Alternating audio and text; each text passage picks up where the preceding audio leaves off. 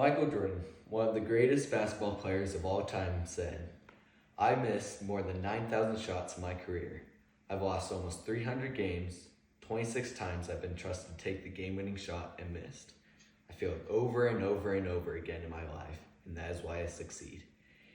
What if these moments that feel the worst are actually the moments that make us better? That is what I'm here to talk about today: resilience.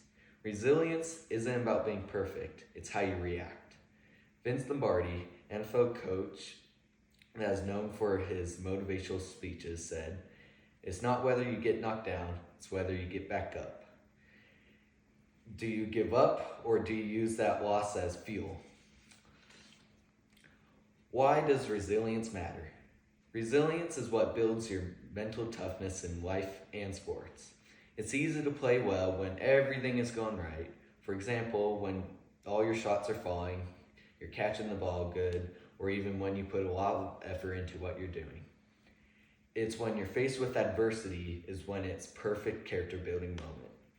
Me personally, I've seen both sides of football and basketball.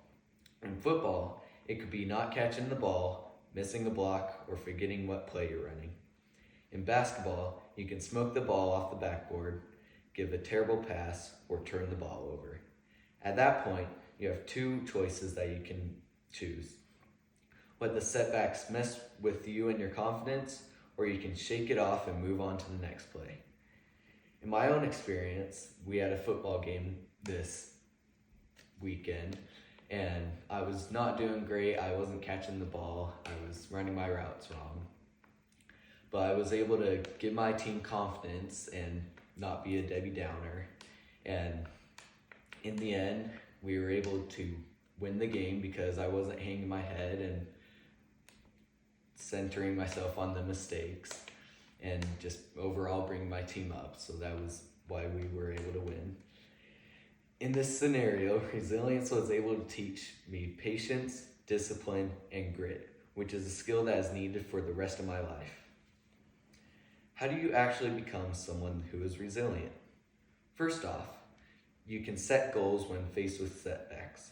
For example, if you struggle with free throws during a game, then you can practice 20 minutes every day until you get better at free throws. It is important to remember that small goals builds confidence. Another skill you can learn is learn from failure instead of fearing it. If you are too scared to fail, you won't be able to make big plays. But you have to expose yourself to that feeling of being uncomfortable to be able to succeed. Lastly, you need to surround yourself with people who push you and believe in you, even in times where you don't.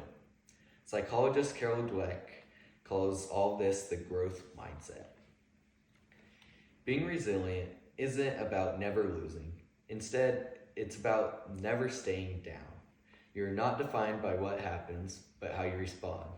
Because of this, what resilience is dealing with setbacks, and that's what makes you a real competitor. Thank you.